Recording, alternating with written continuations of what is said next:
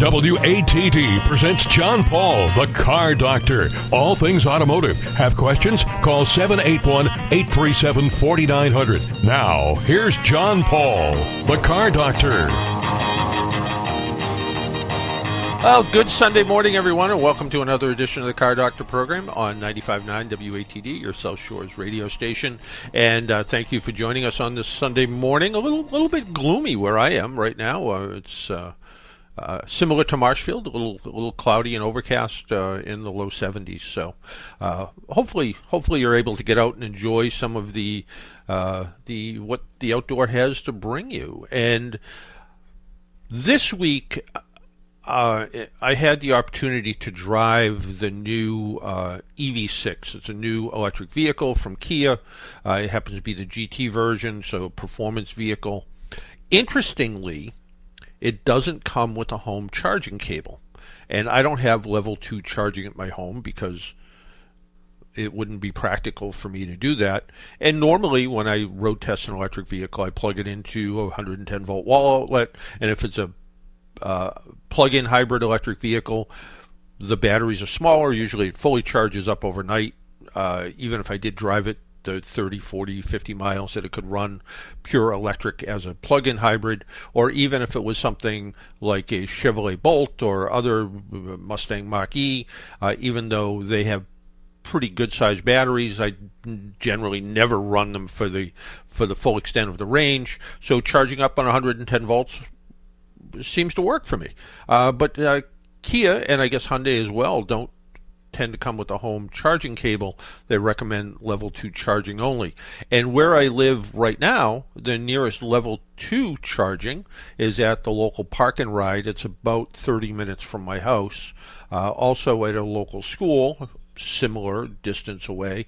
Or if I want quick charging, I have to go over to the mall, which is not that far in miles, probably 20 miles, maybe not even 15 miles or so, but this is Cape Cod, it could take 30 minutes, it could take an hour and 30 minutes to get there. So not the most practical way, but we are starting to see some improvements. And I always wonder about how easy is it to take a cross-country road trip with an electric vehicle. Well, Daphne Dixon is with us, and she I believe, recently completed about a 5,000-mile road trip in an electric vehicle. Daphne, good morning, and welcome to the Car Doctor program. Good morning, John. Thank you so much for having me on the show today. I really appreciate it. Well, first off, let's talk a little bit about you. I noticed that I went on LinkedIn, and you have a lot of things going on in your life. Well, I do. I'm executive director of a national nonprofit called Live Green Network, and we support the 17 Global Sustainable Development Goals in different programs. But I'm also director of a local organization called Connecticut Southwestern Area Clean Cities Coalition, and our coalition is one of 75 coalitions that's designated by the Department of Energy's Vehicle Technologies Office. And through the Clean Cities work, we do a lot of outreach events and education around alternative fuels and alternative fuel vehicles. So similar, and you're doing it much more professionally, but similar to every time I drive an electric vehicle, I seem to be doing electric vehicle education. That's right. And to your point, I actually still have the vehicle that we drove, the Chevy Bolt EUV, and it was actually, last year we drove about 5,000 miles. This year it's actually close to 6,000 miles. And I have the vehicle for about another week to do a few more educational events. And I have been plugging in my garage with what's, a level 1 type of thing, the 110, just the regular, like a toaster type of outlet. Yep. Because it does come with that. And I have had extremely good luck with this vehicle. The Chevy Bolt EUV is rated at 250 to 259 in mileage range. And when I've been plugging it in, just at the, in my garage, I've gotten up to 311 miles for the range. It's charging up to 311. Last year when we had the Mustang Mach-E, it was rated at 300. And by the end of that trip, I could maybe get it to 278. But the battery in the vehicle I'm driving has been remarkable. Yeah, it really is, and I sort of remember that with the Chevrolet Bolt.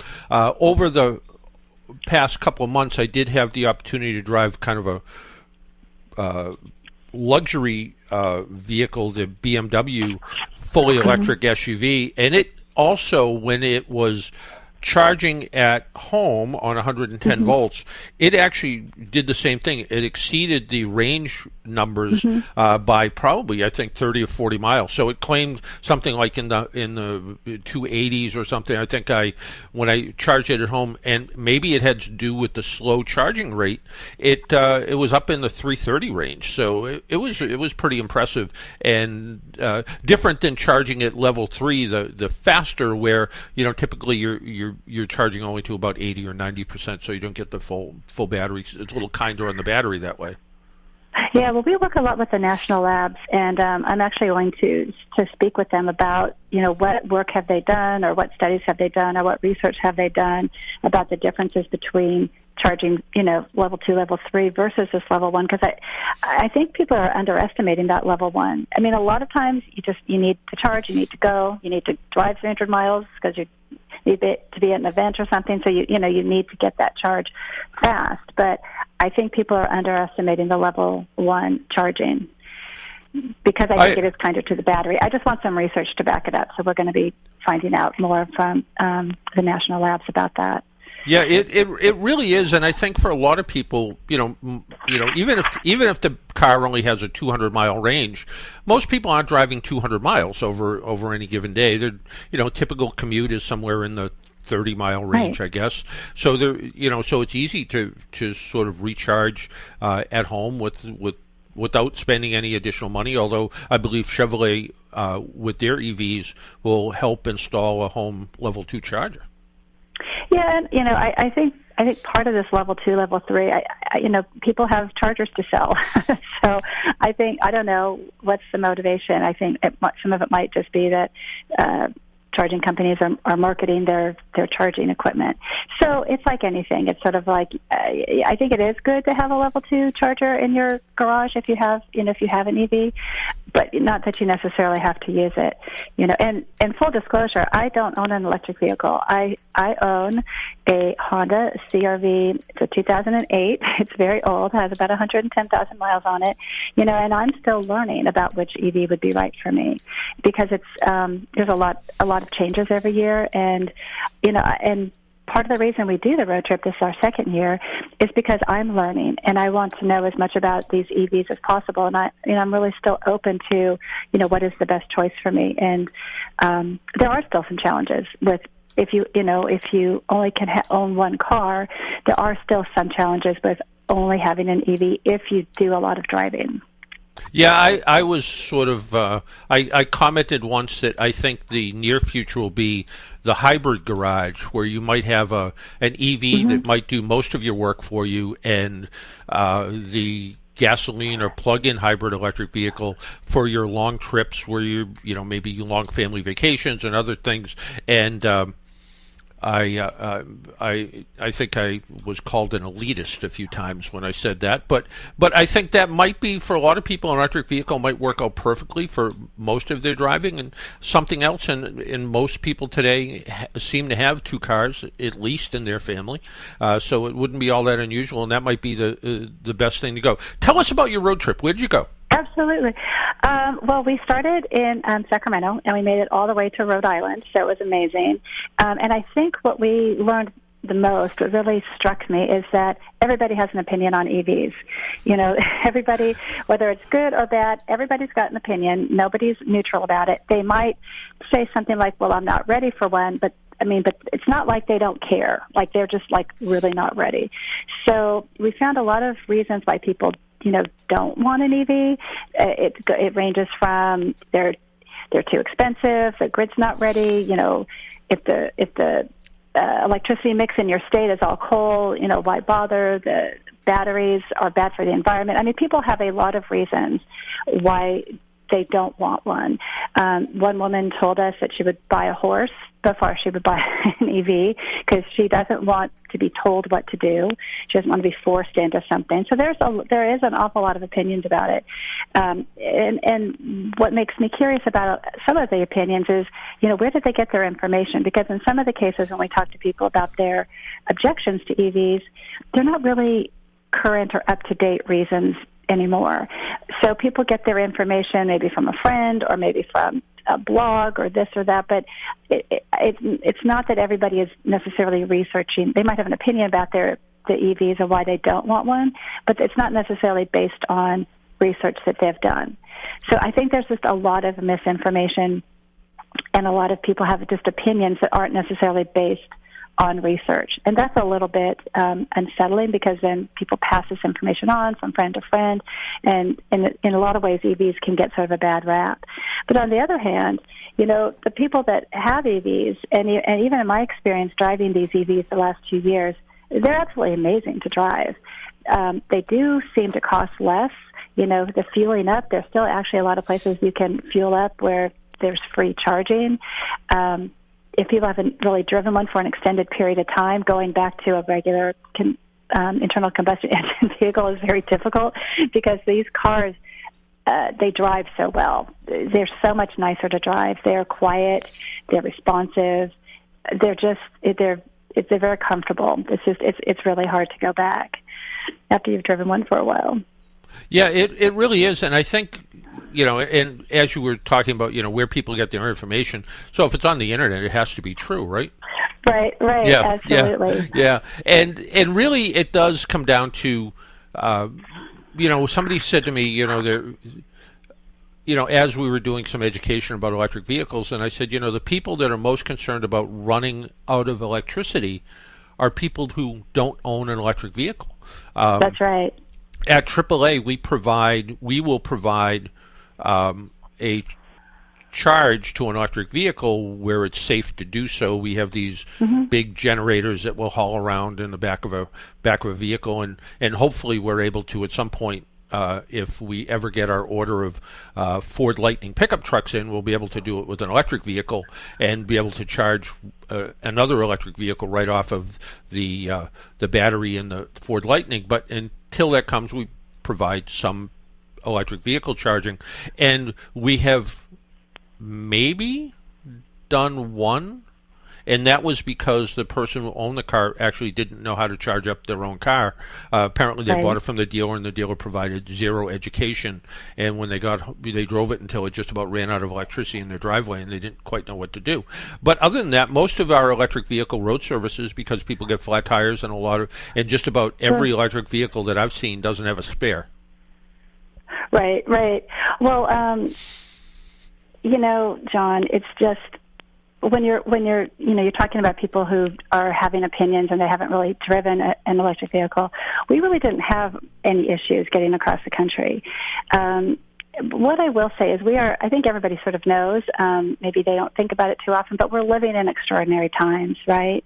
Where the rate of change is so fast, and the world that we live in now is going to be probably unrecognizable in 50 years, the way technology is moving forward. And I think in a lot of ways people are perhaps just overwhelmed with this fast pace of life. Everything is changing. I mean, look at what computers have, how computers have revolutionized the world in like the last 30 years. And things like electric vehicles is sort of the same thing. So I think in a lot of ways when people have this sort of defensive attitude, and it is a defensive attitude in a lot of cases, I think they're just afraid. The world is changing so fast, and now, oh my God, I've got to get an electric car. It's like, I've got kids in college, or I've got this or that, or, I'm taking care of parents, or whatever it is. People are so overwhelmed, I think, in their daily life anyway, and now you throw an electric car into it. And so I think it's just a sign of the times that people are just a little overwhelmed by having to learn yet another thing. You have to get the apps, you have to do all of these things. And I think it's not necessarily that people are against the electric cars. I think more than anything, it's just another thing they have to learn and another thing they have to, fold into an already overextended life.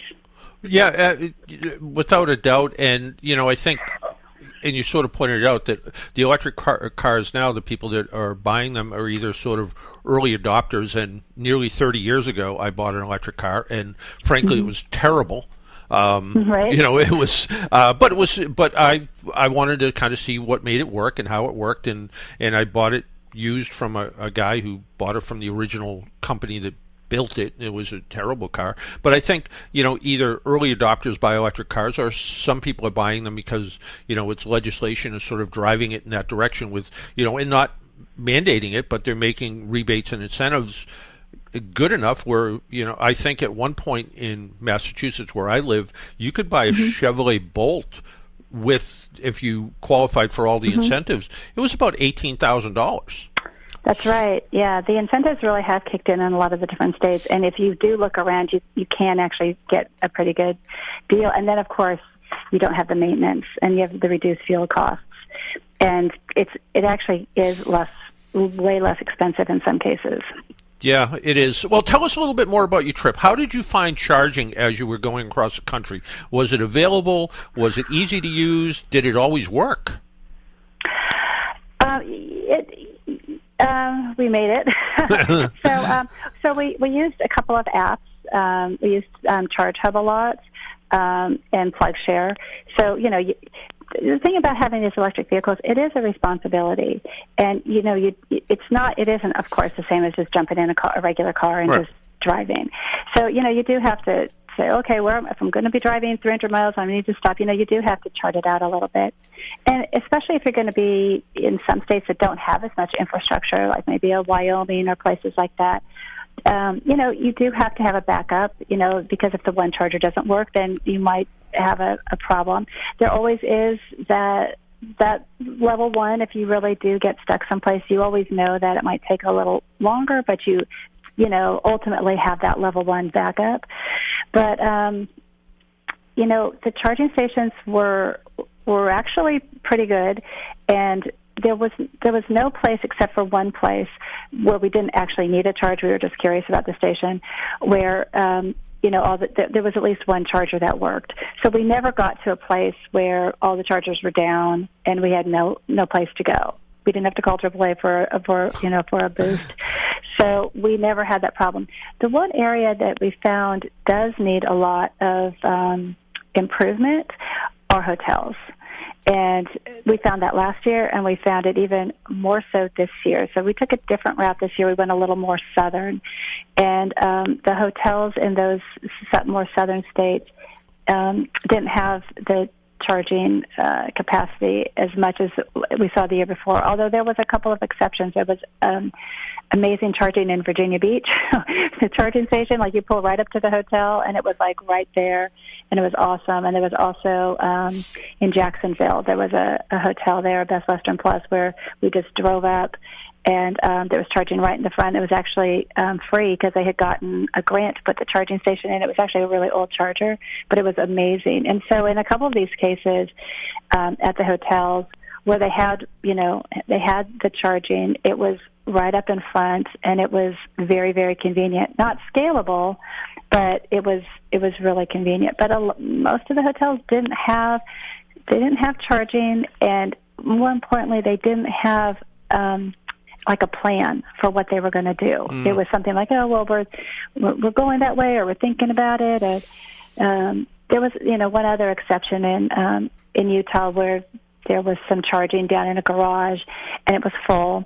And I went up to the desk and I said, hey, what's your EV policy on guest charging? And she said, well, it's first come, first serve. And I said, okay. I said, well, it's filled, and one of the cars is done.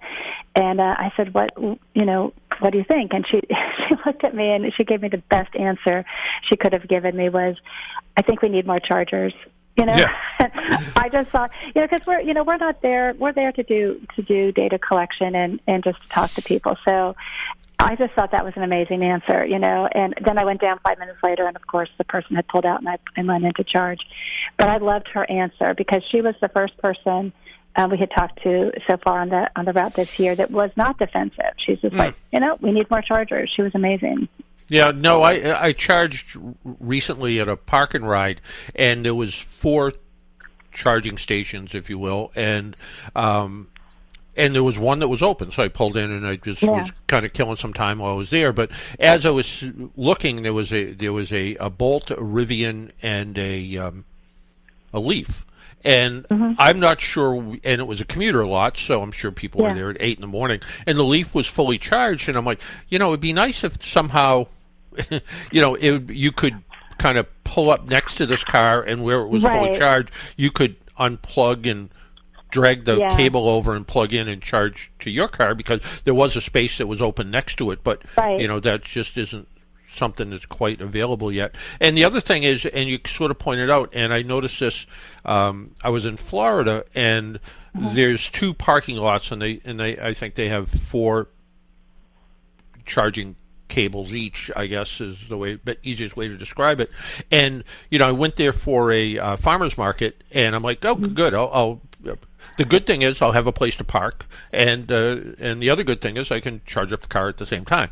Well, because it was a farmer's market, it was busy, and all the EV spots were taken. And then I came back a week or so later for a car show.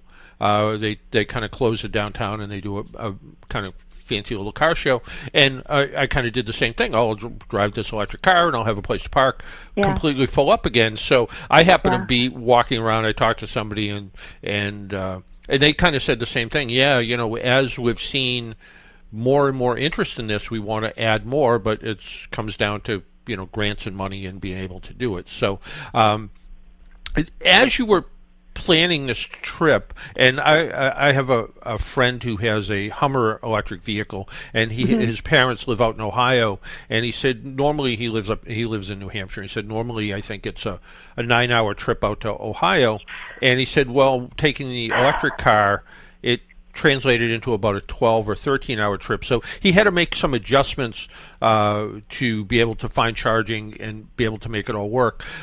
As you were kind of planning out your route, and you've done this more than once now, did you have to sort of consider those things as well?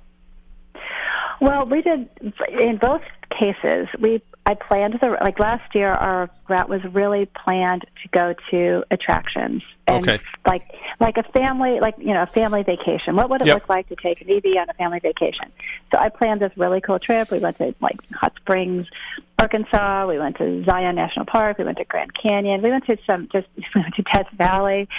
We went to some amazing places, and I just planned a really cool trip, places that I thought anybody would want to go see. And then we planned it, and then I'm like, okay, how hard is that going to be to charge, and am I going to have to change anything? And when we did it last year, we didn't have to change a thing. We found charging all along the way, and it was in the national parks, not all of them. This year we went to Bryce, and their parks don't have charging, but a lot of the national parks were a part of a grant a few years ago, I think that 2017, so it was a while ago, where they put in charging stations. So charging actually in some national parks is actually no cost to the consumer. So when we did that trip last year, based on those attractions, I didn't have to change anything. I didn't have to go out of the way. I think maybe the furthest you might have to go is maybe half a mile off the highway, but sometimes you have to do that for gas, depending. I've done that before for gas. If you're in the middle of certain kinds of highways, it's off a little bit, or you have to go around, This year, we based our stops on visiting with our other Clean Cities Coalition. So, as I said, there's these Clean Cities Coalitions around the country, and we did a lot of events at municipalities because we have a municipal EV readiness toolkit program that has 18 areas of municipal EV readiness that municipalities can look at in order to move forward with electrical vehicle adoption. So we planned our trip. It wasn't so much like a family vacation. It was more based on where are these Clean Cities Coalitions and what municipalities do we really want to speak with. So it was not as glamorous, really, in some ways, as going to these places like Grand Canyon. And some of these places were a bit more out of the way. We went to more rural areas this year. And again, we actually didn't have to change anything. We didn't have to backtrack or go any place we didn't want to go.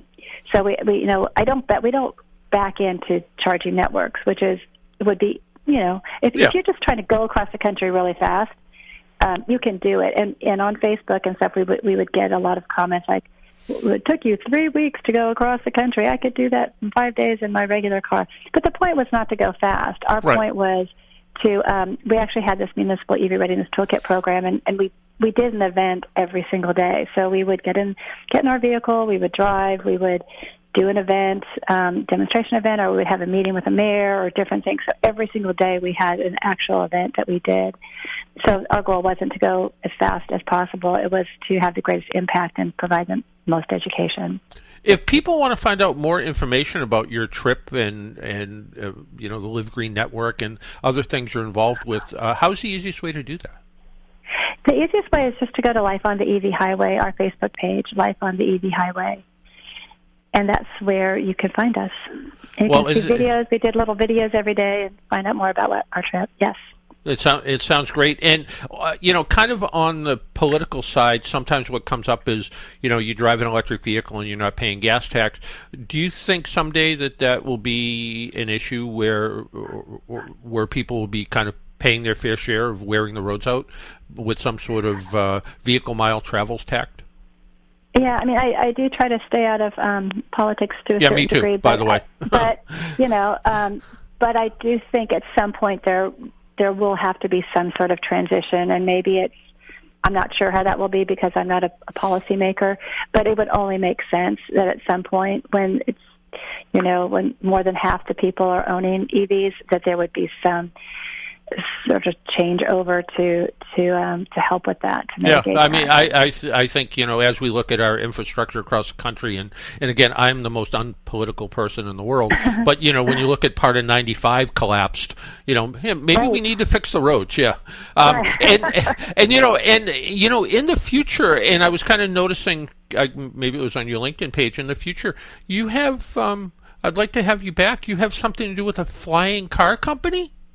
Yes, that is a very exciting project. That's Luftcar. So in Bridgeport, Connecticut, which is in our coalition territory, we were looking for projects that would potentially provide green jobs. And so I was looking for a green hydrogen project. And in doing so, I met Sant Satya of Luftcar and got to know about what he's doing with it's called an eVTOL. It's basically a vertical takeoff vehicle. It's a little bit like a drone meets helicopter type thing. And the idea is that, and it runs on hydrogen. And the idea for Luftcar is that it would help with last mile delivery for people like Amazon and UPS. And it's basically it's an electric road vehicle that clamps onto a mechanism that has, I'm going to use the word wings, so it clamps onto that, and it is able to fly. Wow! Up to 300 miles, and it uses hydrogen as its green hydrogen as its propellant to move, because the payload is such that it'd be too much for electric. Yeah. So we need to use hydrogen for that, because you need that kind of power to lift that kind of load and to get that kind of delivery. It's a very exciting project to be working on, and he's working on building a prototype 2-seater. So that's where we are right now. Well, that sounds like a topic for a different day. But absolutely, Daphne, I want to thank you for joining us on the Car Doctor program this morning. It sounds like you had both a fun and educational trip, and again, I want to thank you for taking a little time out of your Sunday morning and joining us on the Car Doctor program. Thank you so much, John. I appreciate being with you today. All right, take care. Bye-bye now. We need to take a break and pay some bills. My name's John Paul. This is the Car Doctor program. If you would like to join us, 781-837-4900 is our phone number. We'll be right back after these messages. AAA is with you at every moment in your life. They have 24/7 roadside assistance, which covers you in any car you're driving or riding in, even a rental or your friend's wheels. They have great member rates on home and auto insurance, savings on travel, hotels, and rental cars, and discounts on hundreds of your favorite brands. You're covered on and off the road. Learn more at aaa.com/join.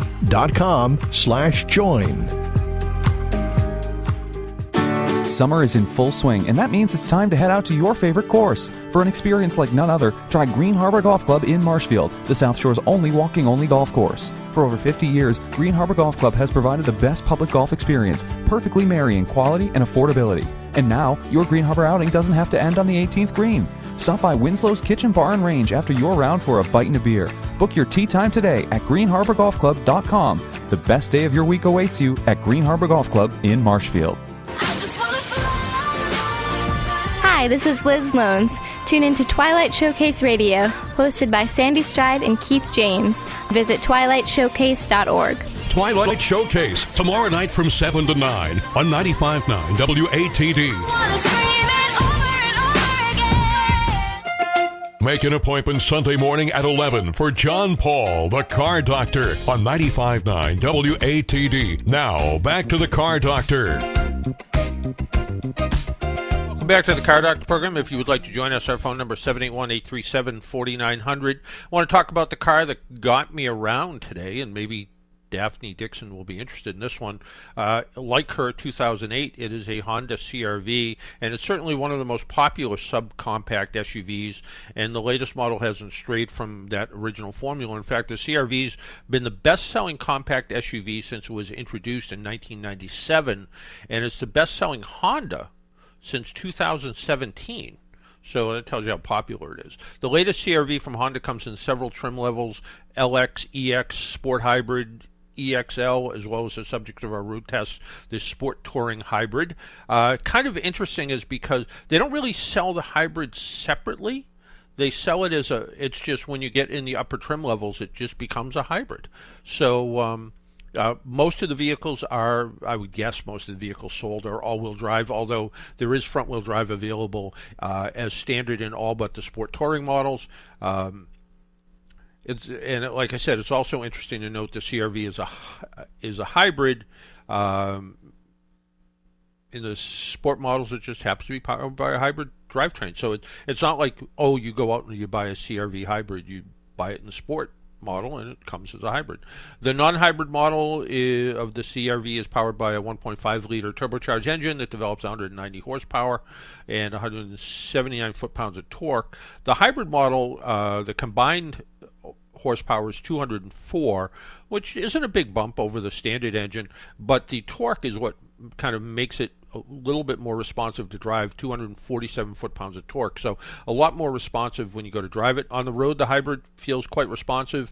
Combination torque and horsepower delivers good performance. They can easily handle most driving situations. Fuel economy with the hybrid is 40 miles per gallon in the city, 34 miles per gallon on the highway, with a combined average of 37. When I had the car, I drove it mostly around town, a little bit of highway driving, because I always, it used to be when I drove back and forth from my house to Providence, it was about a 100-mile round trip, where I don't do that anymore. I still try to jump out on the highway and see, road noise and things like that. But I was averaging just about 39 miles per gallon because mostly I was doing city driving. The handling is actually quite good for an SUV. The steering has a nice balanced feel. Overall, the Honda CR-V is very predictable. The ride can get a little bit noisy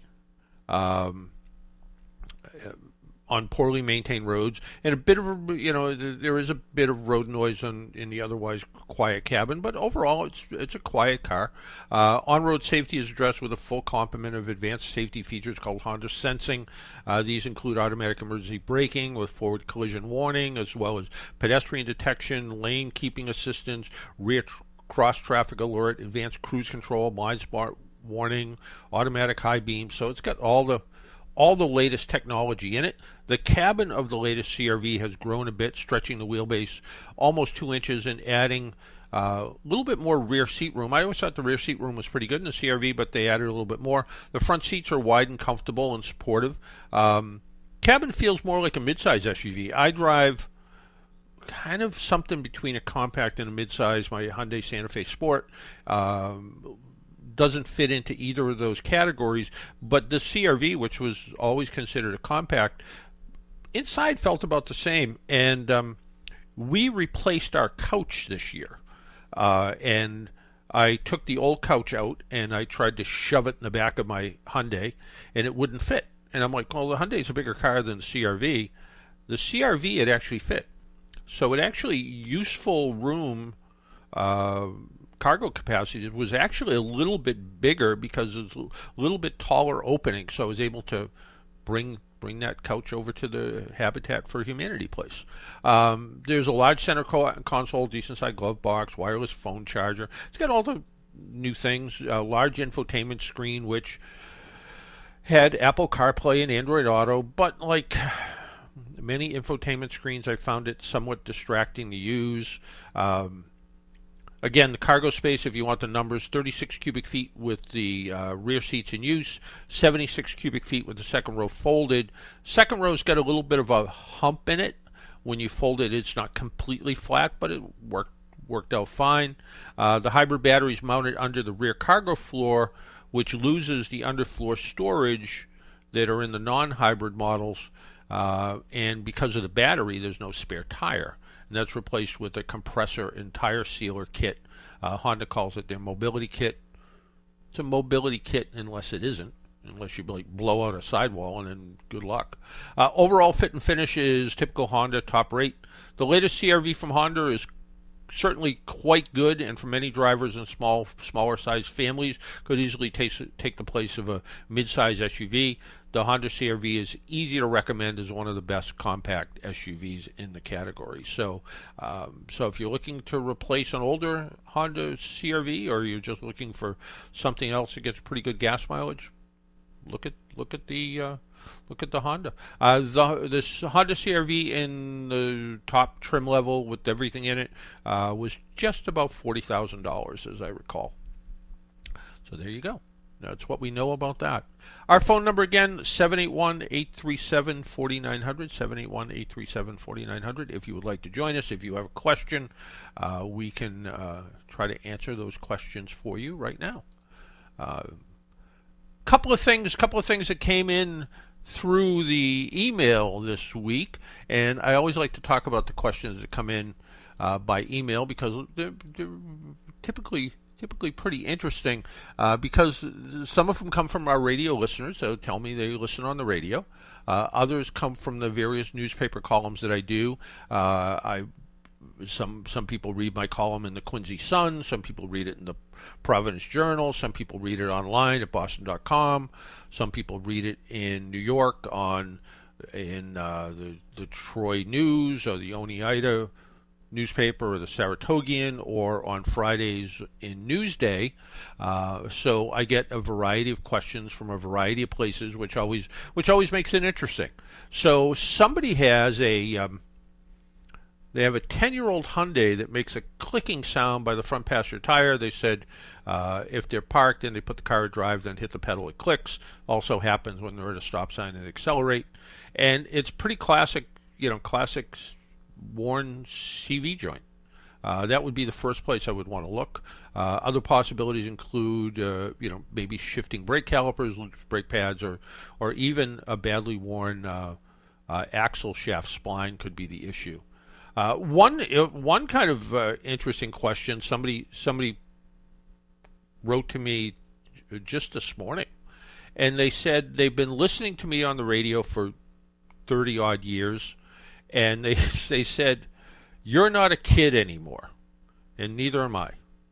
I don't know, they didn't say how old they were, but they want to know if I still worked on my own cars. And sometimes, depends what it is. If it's something like, if it's something I have the equipment to do. When we moved from our old house in Abington to here, I gave away jack stands and ramps, and I had 2 floor jacks, both of which now felt like I shouldn't have given away. But we had 2 different floor jacks. One was a 2-ton regular full-size garage-style jack, and the other was a little Hein Warner jack, which also worked quite well. It worked way better than those little small jacks you buy for $30 or $40 at the auto parts store or Walmart or someplace. But still, use one of those. But there's some stuff I just can't do anymore. And, I don't have a garage here where I am now. And in Florida, I have a carport, so at least I can kind of stay out of the weather a little bit. But here I don't have a garage, and one driveway is quite slanted, and the other driveway is gravel, river rock, or whatever they call it. And so not a place you want to spend a lot of time trying to work on a car. So I'm a little bit limited. Well, the car that we keep here over the winter, which was a $1,000 Volkswagen Beetle convertible. And it typically, I've had a few issues with it. It had the vacuum pump was leaking oil. The rear windows, power windows, there's a cable mechanism. Both of those had broken. And I was fortunate enough with those things that I had the local Votech school up in Hanover fix them. So I brought them all the parts, told them what was wrong, and they were happy. They were happy to do it. I was happy to pay for it. They got the education and be able to do it, which was great. Now I came back from Florida, uncovered the Volkswagen, cleaned it all up from where it was sitting for so long, started it up, ran good, went to the Father's Day car show with my neighbor, and he commented as we were getting back on the highway, wow, this thing actually runs well for what you have invested in it. And just then the check engine light came on. And I'm like, I said, that's funny, the check engine light came on. Exactly as you said, that it runs good. And it did run good, ran fine. So I drove it home, plugged my scanner into it, did a little bit of diagnostic checking, and it was a code that showed that the cooling fan was being blocked. Well, it wasn't being blocked. It just wasn't working anymore. And I shouldn't say it wasn't working, it was barely working. And I'm like, well, how hard can it be to replace a cooling fan? Other than you can't see it. And to replace a cooling fan, you need to take off the front fenders and the front bumper cover. So you need to jack up the car, take off the wheels, take off the inner fender wells, the liners, they're the plastic liners, take off the fenders, they're plastic, but you still have to deal with rusty nuts and bolts. The car came from New Hampshire, so it has some rust. And then take off the bumper cover. So if you're lucky, it all comes off as one piece. So both fenders and the front bumper cover all come off as one unit. You kind of slide it to one side, and then you can sort of get to the cooling fan. So I bought the cooling fan. I looked online. I looked at local auto parts stores. I looked at Volkswagen. The fan itself was $1,100, and the fan control module was another $350. I was able to find Dorman actually makes a replacement for about $500, and that was available through like Advanced Auto Parts and places like that. Dorman, I've had fantastic luck with some stuff, and some stuff not quite so good. Online auto parts stores like Rock Auto, I saw cooling fans with the module for as low as $300 to as high as $500, $550. So because this is such a labor-intensive job, you have to take the front of the car off, basically. I didn't want to take a chance on a cheaper part that was going to fail. So I went with, their higher price model was made by Continental, which I assume was the same Continental that I know that makes all kinds of parts for cars. So I ordered that one. It was the more expensive one. And I ended up bringing the car to Junior's Automotive in Middleborough and left it with him. And I said, call me when you get to it. And he even offered, he was kind enough to even say to me, well, wait till I have a open lift in the back shop. And he said, you can just go there and you can do it. And that was very kind of him to offer that. But, I have to say, where's this tool? It just wasn't going to work. So, I said, no, you guys take care of it. So they were good enough to do it. They had it, I don't know, they had it for a week, I guess, maybe not even. And they got it all taken care of. The fan runs the way it's supposed to now. It's a pretty interesting thing because it's a variable speed fan. There's a low and high speed. So when it runs, the air conditioner runs. The low speed runs when it gets hot and the air conditioner's on. This fan will run a little bit faster. The old fan, it would come on, but it wouldn't stay on. And it was also so worn foreign, I guess, and probably not even the right word, you could almost stop it with your hand, which you should never be able to do with an electric fan. So all back together, all seems to be working the way it should. So thank you to Junior and his crew over there for getting it all squared away. And, kind of the same thing when I'm in Florida. If I have to get something done and I can't do it where I am, I look for the local approved auto repair garage, and I found what I think is a good one. There's actually two in my town. One's a little bit more convenient than the other. One I could actually walk to if I wanted to, or walk back from. So a little bit more convenient. And they have so far not disappointed me. They've done a good job. So if you're looking for a place to go, check out, go to AAA.com/repair, and you can find a good repair shop. One of the other questions that came up recently was, they said, my trusted mechanic just told me,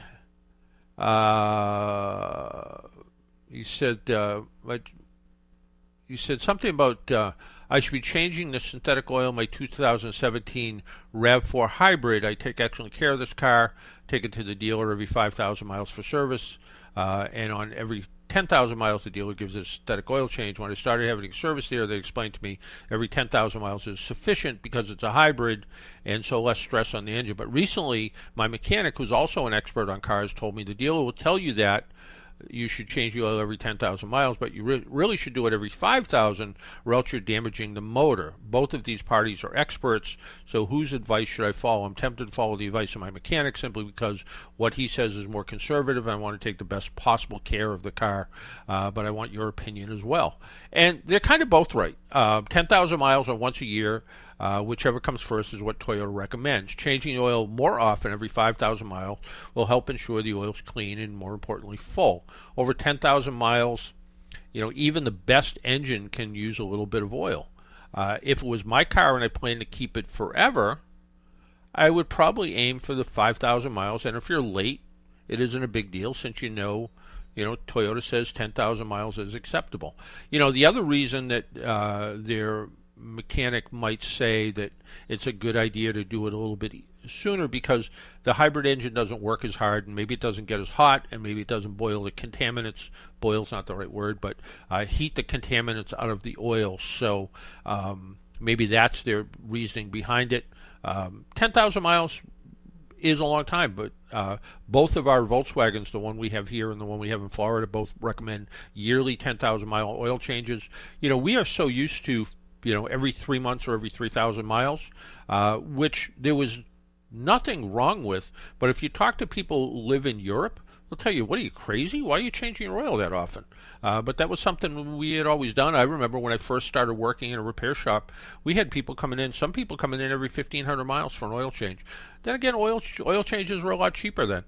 When I was at Junior's the other day picking up the car or dropping it off, I don't remember which, he is only using synthetic oil now because most of his customers' cars are just using synthetic.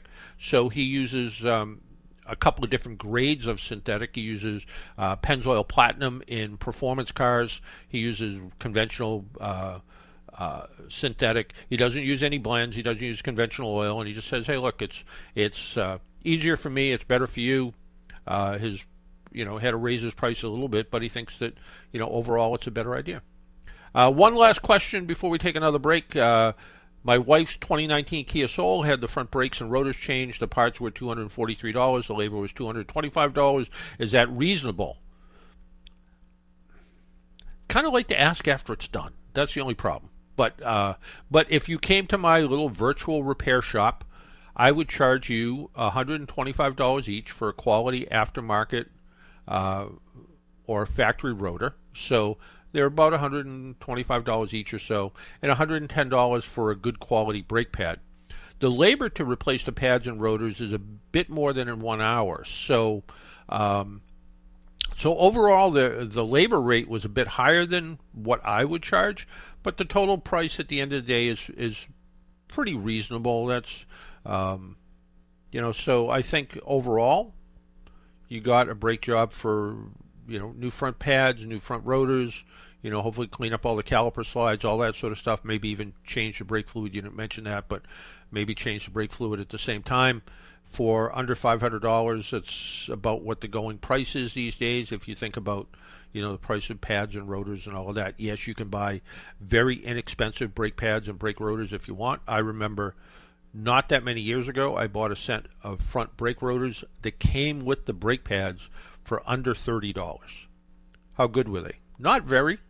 They warped pretty quickly, but they were cheap and they went on quick, and that's all I was looking to do, to get bad brakes off and new brakes on, and do it as much of a budget as I could. So there you go. Why don't we take another break? My name's John Paul. This is the Car Doctor program. Calls are quiet today. 781-837-4900. Give us a call. Love to talk to you. We'll be right back. My name's John Paul. This is the Car Doctor program. You're listening on 95.9 WATD. AAA is with you at every moment in your life. They have 24-hour 7 roadside assistance, which covers you in any car you're driving or riding in, even a rental or your friend's wheels. They have great member rates on home and auto insurance, savings on travel, hotels, and rental cars, and discounts on hundreds of your favorite brands. You're covered on and off the road. Learn more at aaa.com/join.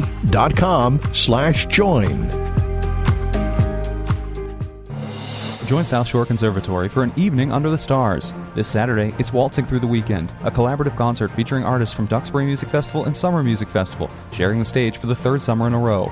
Exploring the multifaceted art of the ensemble, this outdoor concert features works by Aaron Copland, Samuel Coleridge Taylor, and Claude Bowling. 6-year-old student pianist Hattie DeNuno of Cohasset kicks off the concert. It's Waltzing Through the Weekend at South Shore Conservatory's Car Amphitheater in Hingham on Saturday at 7 p.m. Tickets available at sscmusic.org. Duxbury Music Festival begins this Sunday night. 3 incredible evenings of music with South Shore Conservatory kick off with an encore performance of Waltzing Through the Weekend this Sunday at 7 p.m. at SSC's Ellison Center for the Arts in Duxbury. This collaborative concert features works by Aaron Copland, Samuel Coleridge Taylor, and Claude Bowling. And be sure to pencil in a concert for all seasons on Tuesday, July 18th, and the DMF closing celebration, Rhapsody and Prosody, on Friday, July 21st. Tickets for South Shore Conservatory's Duxbury Music Festival are available at sscmusic.org. This is a message from the Hull Life Saving Museum. During the War of 1812, in their father's absence, Rebecca and Abigail Bates were left to care for the Scituate Lighthouse. Based on the story Army of Two, an award-winning production was filmed entirely on the South Shore with many local actors and musicians. A screening will be held at the Hull Life Saving Museum on Thursday, July 13th at 7 p.m. Visit hullifesavingmuseum.org. Make an appointment Sunday morning at 11 for John Paul, the Car Doctor, on 95.9 WATD. Now, back to the Car Doctor. And welcome back to the Car Doctor program on 95.9 WATD. Let's talk to Robert in Tingsboro. Robert, I apologize. I didn't know you were on hold for that long. That was my fault. Yeah, I was wondering what's going on. Yeah, well. Anyways, this is more of a curiosity, okay? On the Maverick that has, the all-wheel drive, yep, and you have a 2,000-pound tow capacity, there's a 4K tow, which I happen to have. I was curious if you can find out, on Mitchell On Demand, is there a different brake, rotor, and caliper on one over the other? Because I can't seem to find it. I've got a spec on brakes, but I don't know if it's one versus the other. I was just curious. Yeah, a lot of times they will do that, and I don't, I'm not even sure if I have that new of information, but a lot of times they will do that. It will have a little bit more brakes, and it will have a little bit more, transmission cooling capacity, stuff like that. Like, I was in my own car, and I'll use my own car for an example. It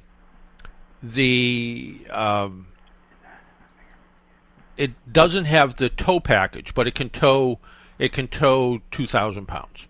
The turbocharged engine version has a 4,000 or 5,000 pound tow capacity. So there is a difference in that, and part of it has to do with torque, for instance. So again, you will see that. But when I look up brake pads on your vehicle, doesn't look like there's anything difference in either the 2-liter turbo or the 2.5 hybrid.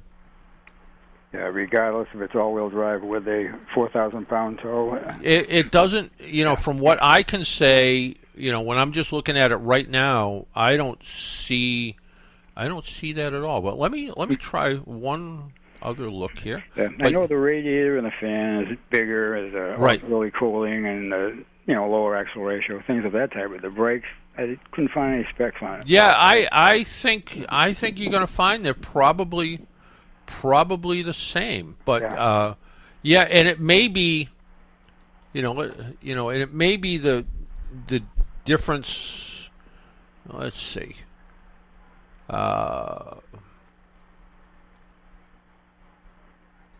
On the brake pads.